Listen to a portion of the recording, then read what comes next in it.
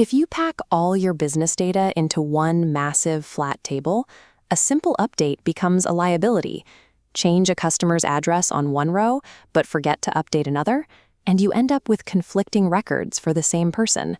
This is our baseline, a raw, unnormalized retail orders table, capturing customer details, order dates, and specific items purchased in a single row. The structure is flawed. We have repeating columns for items purchased, and we are mixing customer information directly into the order records. This flat structure requires duplicating information just to add new records.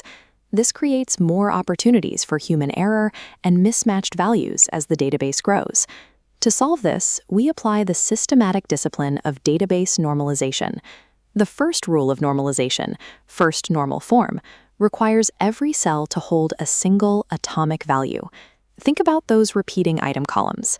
If a customer buys 5 items, or 50, you cannot logically keep adding new columns. We split the repeating data into its own structure, an orders table and an order items table. In order items, a single column cannot identify a unique row. We lock order ID and item ID together as a composite primary key, ensuring each entry is distinct. At this stage, you will see duplicate customer names repeating down the rows in the primary table. This is expected. First normal form creates this visible redundancy to achieve atomic rows. Each cell now holds exactly one fact. However, these remaining overlaps mean we must move to the next level of normalization. Second normal form targets tables with composite keys. The goal is to identify and eliminate partial dependencies. Look at the order items table. Does price depend on both order ID and item ID? No. Price depends strictly on the item ID, representing a partial dependency. We extract this partially dependent data, moving item ID and price into a dedicated items table. Now, a price change only requires updating a single row in the items table. We have isolated the item details. Focus back on the orders table. Third normal form dictates that no non-key column can depend on another non-key column. Customer name and customer city depend on customer ID, creating a transitive dependency chain. We break the chain, moving customer details into a dedicated customers table.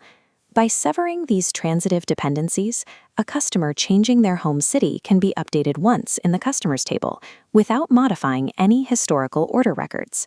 This is the final schema.